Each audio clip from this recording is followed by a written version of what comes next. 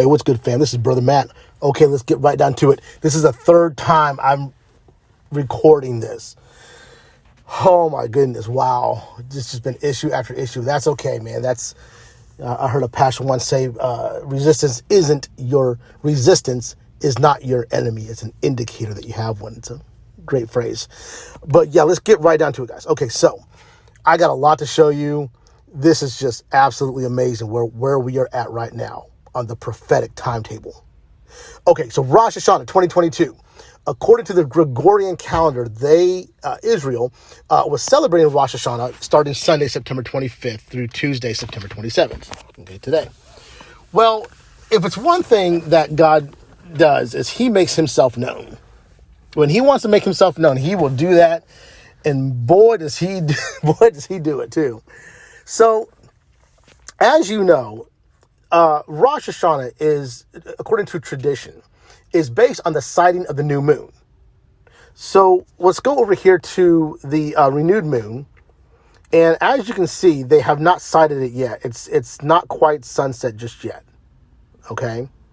So they haven't seen it just yet. How that works is when they see the new moon, that is the start of the Jewish New Year called Rosh Hashanah, head of the year. Well, they haven't seen it yet. So why are they celebrating it on the calendar if they haven't seen the moon yet? Okay. Remember, God created the sun, moon, and stars for, right, times, seasons, mohadims, appointed feasts, right? All of this. So Israel is not, they're not doing it right. Who knew? Okay. So, but have they done this before? Yes, they have. Look at this. On Rosh Hashanah, September 23rd, 2017, according to the Gregorian calendar, they celebrated that on the 20th and 22nd. But the new moon wasn't spotted until the 21st, a day later. Just like here in 2022, the new moon is going to be spotted, on the today, the 27th. So what happened here is, because the new moon in 2017 was not spotted until the 21st, now, because Rosh Hashanah is a 2-day event, now that put the end day September 23rd, 2017. Why is this important? Most of us believe that was in fact the first great wonder in heaven. A woman clothed with the sun, moon at her feet, right? Crown of 12 stars around her head. September 23rd, 2017.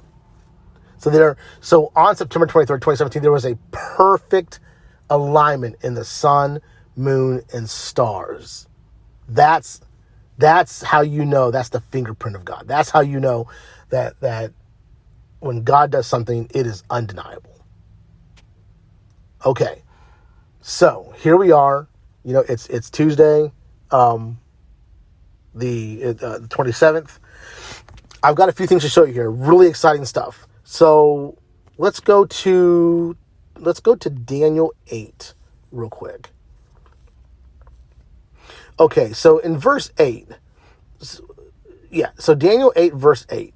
Therefore, so this is a vision that he's seen, okay, with the rams, and there's a he-goat.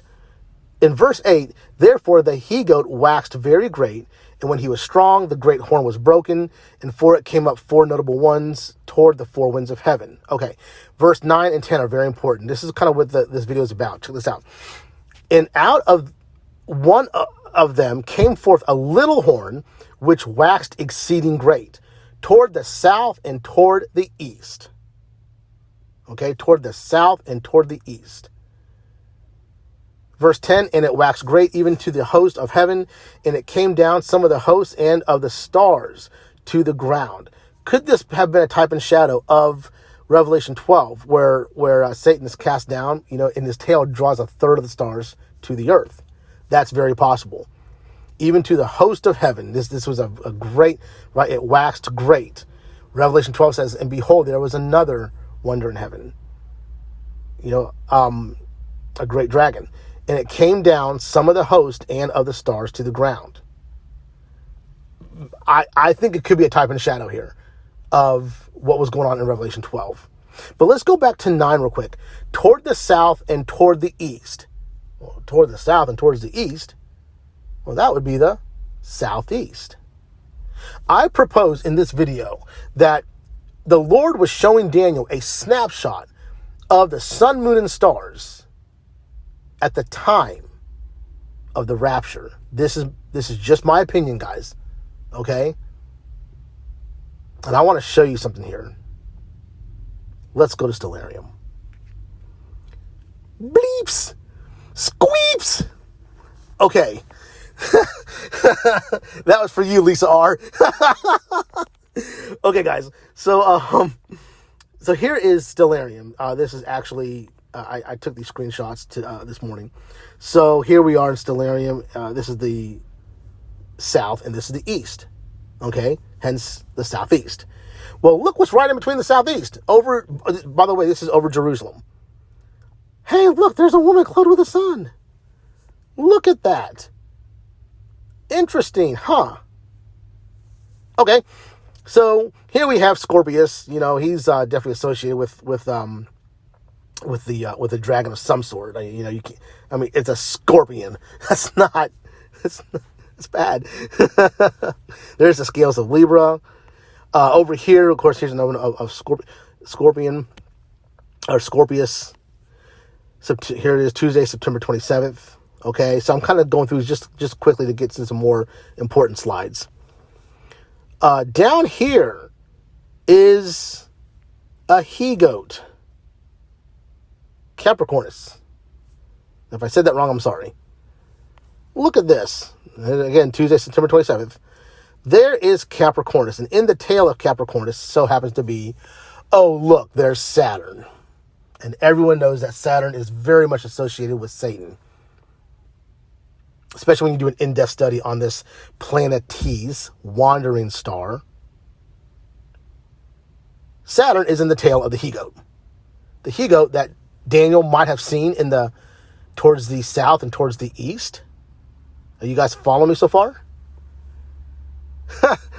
Oh, it gets better. It gets crazy better.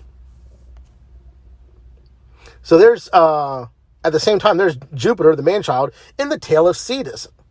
Actually, Jupiter's actually in between the tail of Cetus and the rapture fish of Pisces. And I do believe that.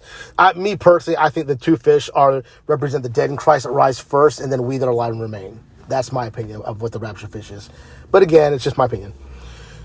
So here we are, Saturn in the tail of Capricornus and Jupiter in the tail of Cetus today as we speak. So here's a pulled out shot of Stellarium. So here we have the south and the east, the southeast. Right dead center is Virgo, woman clothed with the sun, and the moon's going to be at her feet even tonight. Actually here in a few hours. No. Actually, it's going to be tomorrow, but I want to share. I'll share that screenshot with you later. So there's Saturn and there's Jupiter. Okay, Saturn being in the tail of Capricornus and Jupiter being in the tail of Cetus. Wowzers. Okay. How cool is this? And by the way, I'm going to digress real quick. Bunny Trail. You see that Milky Way? Matt Pereira, I do not subscribe to a heliocentric model that NASA has been shoving down our throats. I don't subscribe to that. It's whatever. It's my opinion. I believe in a firmament. I also think that could have very well been a tear, an opening, the windows of heaven as described in the book of Genesis that allowed the waters from above to come in and inundate the earth. Okay, that's my opinion. I think that's a tear in the firmament or a possible window.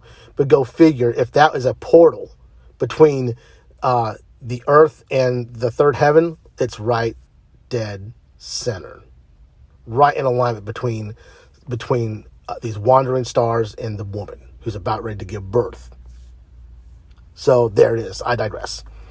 Okay, so tomorrow, let's say that they don't see the new moon tonight. For whatever reason, they don't see the new moon. For whatever reason, they don't see it. But let's say they see it tomorrow. Well, look at this. Wednesday, September 28th, the moon is actually at her feet. Here's the woman clothed with the sun, right? Look at the next slide. Saturday, September 23rd, 2017. Oh, look, there's a woman clothed with the sun and the moon at her feet. This is the Revelation 12 sign.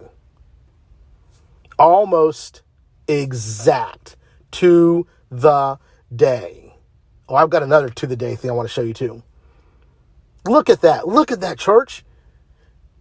You can't make this up. This is the sun, moon, and stars declaring the glory of God. The firmament. Okay, next slide. Oh, this was.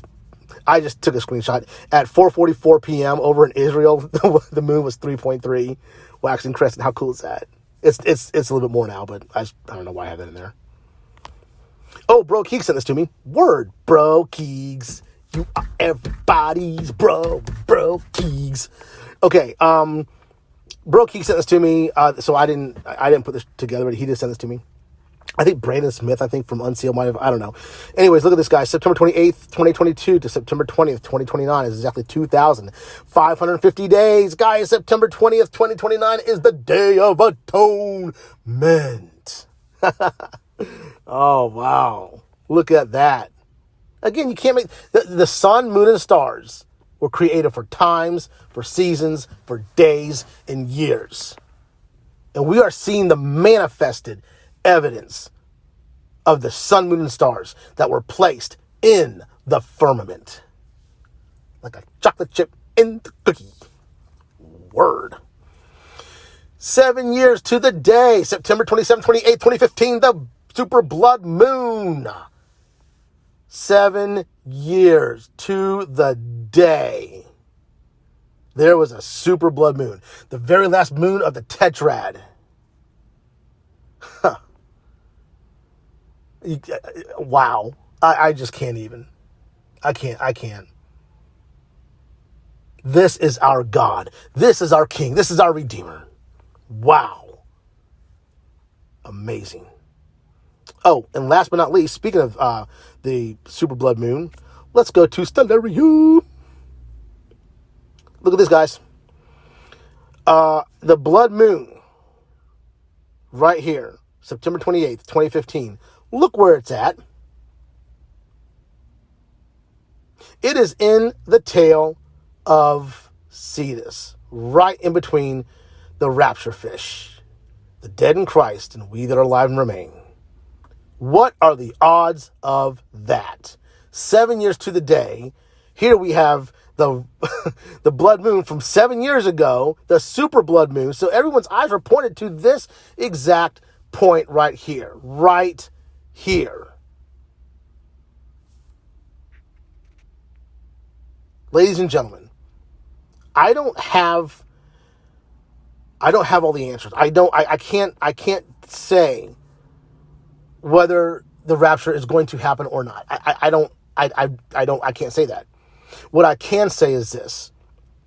Looking at the information that I've shown you and how precise the sun, moon, and stars are in the firmament, and we are approaching a new 7-year cycle, I truly believe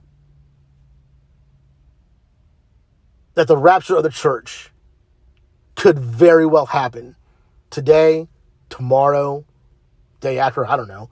But I believe this thing could happen. Look at these perfect alignments. And no, they're not coincidences. These are what's called perfect alignments. 7 years to the day. Super blood moon. September 23rd, 2017. Woman clothed with the sun, moon at her feet. Wednesday, September 28th. Woman clothed with the sun, moon at her feet. Come on.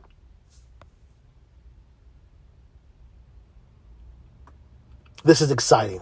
This is real. And this is ready to happen. The rapture is an appointed time for the church. And I want to say this, and I can't remember, the rapture is not only an appointed time, but it is a grand revealing of the God of salvation to his church. It is a grand revealing, both to him and to us. When that baby is born, when the newborn is born, that child, when he or she opens his or her eyes for the first time, that there's a grand revealing, and they get to see their mom or their dad, right? It's the same way when the child is born. Maybe God is just as excited because this is a new creature that is going to be birthed, maybe that he has never seen before. Keep that in context, okay? He's God, right? But you see what I'm saying?